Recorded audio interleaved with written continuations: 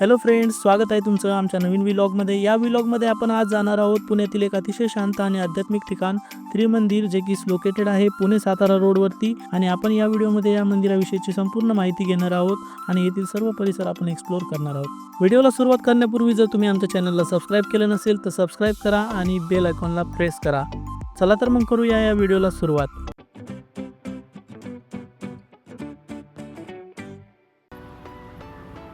दुपारच्या अंदाजे 12 वाजता आम्ही या मंदिराजवळ पोहोचलो होतो आणि हा मंदिराच्या बाहेरचा असा काही परिसर आहे।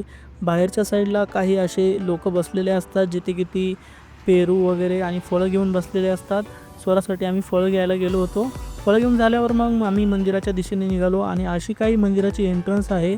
हे मंदिर पुणे सातारा रोडवरती खेड शिवापूर जवळ आहे आणि पुण्यातून जर तुम्हाला या मंदिरला यायचं असेल तर तुम्ही तुमच्या दुचाकीने किंवा कारने सहज येऊ शकता। आणि जर तुम्हाला पब्लिक बसने यायचं असेल, PMTने यायचं असेल तर तुम्हाला PMT सुद्धा कात्रजवरून इझिली भेटून जाईल। मंदिर हे अतिशय उंचीवर असल्यामुळे ज्येष्ठ नागरिकांसाठी अशा काही इलेक्ट्रिक कारची सोय केलेली आहे आणि त्यामध्ये बसून तुम्ही डायरेक्ट वरती येऊ शकता। स्वराने त्या गाडीमध्ये बसायचा हट्ट केला होता, त्यामुळे आम्ही थोड्या वेळ त्या गाडीमध्ये बसलो आणि नंतर मग मंदिराच्या दिशेने निघालो। मंदिराच्या दिशेने जात असताना अशा काही पायऱ्या तुम्हाला लागतात। पायऱ्यांचा पहिलाच टप्पा पार केल्यानंतर तुम्हाला असं काही मंदिराचं सुंदर असं दृश्य पाहायला मिळतं। पायऱ्यावरून वरी जात असताना पायऱ्याच्याच साईडला असे काही तुम्हाला फाउंटन्स पाहायला मिळतात, जे की दिवसा सुरू नसतात, परंतु रात्रीच्या वेळेला तुम्ही जर येथे आलात तर तुम्हाला येथे आकर्षक अशी लाइटिंग आणि हे फाउंटन्स सुद्धा सुरू होतात।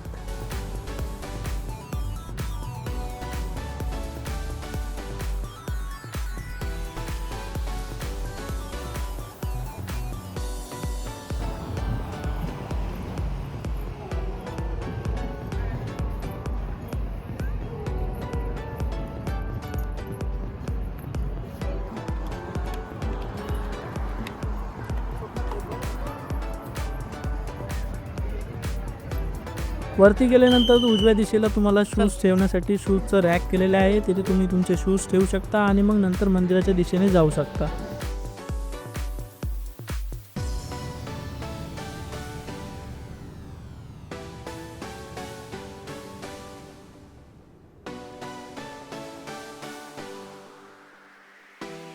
मुख्य मंदिरामध्ये प्रवेश केल्यानंतर काही अशा प्रकारचं दृश्य तुम्हाला पाहायला मिळतं आणि जी समोर तुम्हाला मोठी अशी मूर्ती दिसते ती श्री सीमांदर स्वामी यांची मूर्ती आहे।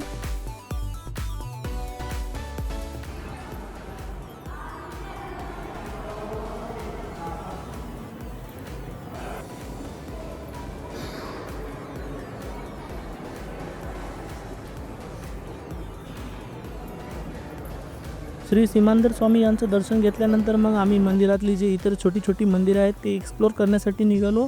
या मंदिरामध्ये एकापेक्षा अनेक अशी मंदिरे आहेत आणि पूर्ण जो जैन धर्माची आणि त्यासोबतच हिंदू धर्माची पण छोटी छोटी मंदिरे या मंदिरामध्ये आहेत।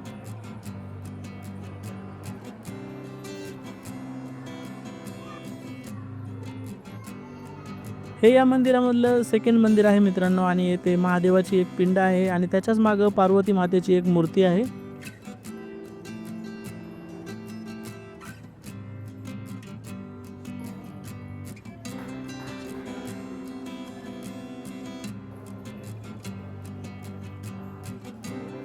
आणि शेवटी मग आम्ही या मंदिरातल्या तिसऱ्या आणि शेवटच्या मंदिरात आलो, जे की होतं श्रीनाथजी, कृष्ण भगवान आणि बालाजी भगवान यांचं।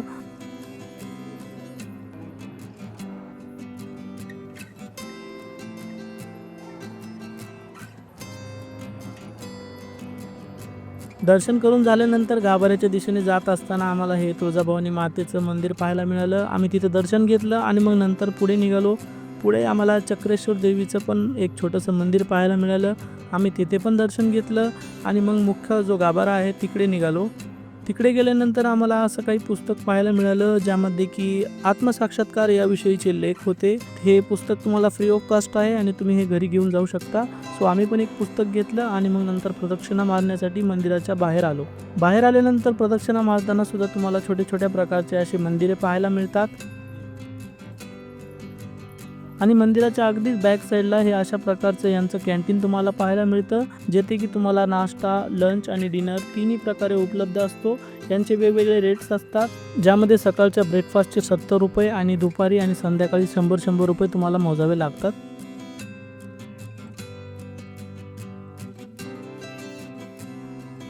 प्रदक्षिणा मार्गावरील सर्व मंदिरे आम्ही पाय पडून झाल्यानंतर मग आम्ही शूज स्टँडकडे निघालो.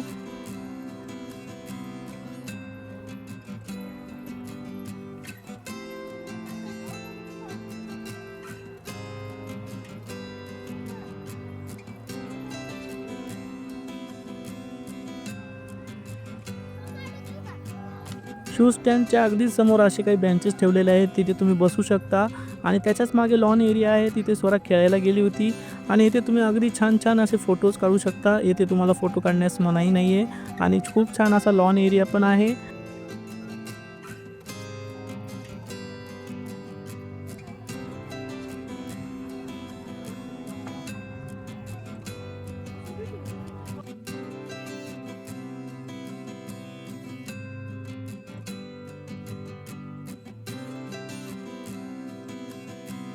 पूर्ण मंदिर पाहून झाल्यानंतर मग आम्ही स्वराला घेऊन खाली आलो.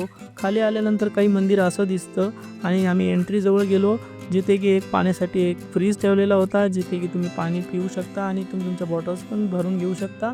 वेळ झाला होता आणि स्वराला पण खूप भूक लागलेली होती आणि आम्हाला पुन्हा बनेश्वरला सुद्धा जायचं होतं, जो की येथून 10 ते 15 किलोमीटर दूर होतं. सो आम्ही जाताना सह्याद्री वडेवाले येथे थांबलो होतो आणि मग आम्ही आतमध्ये गेलो.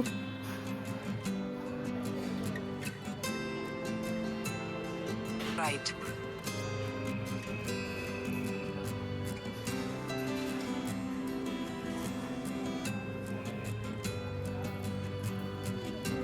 Head south.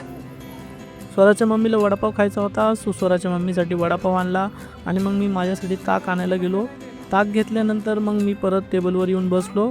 टेबलवर आल्यानंतर स्वराला पण ताक प्यायचं का असं विचारलं, सो तिने थोडं ताक पिलं, पण ते आंबट होतं, तिला आवडलं नाही.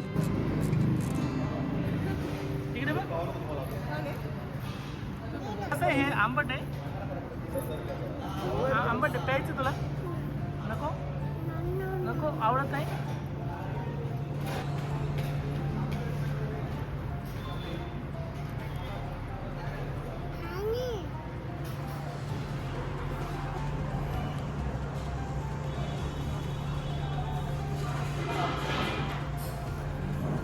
कसं आहे?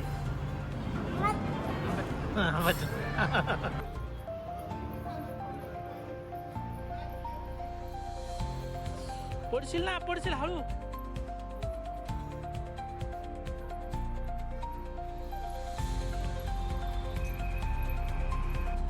वडापाव खाऊन झाल्यानंतर मग आम्ही पान सेंटरवर आलो आणि इथे एक पान घेतलं.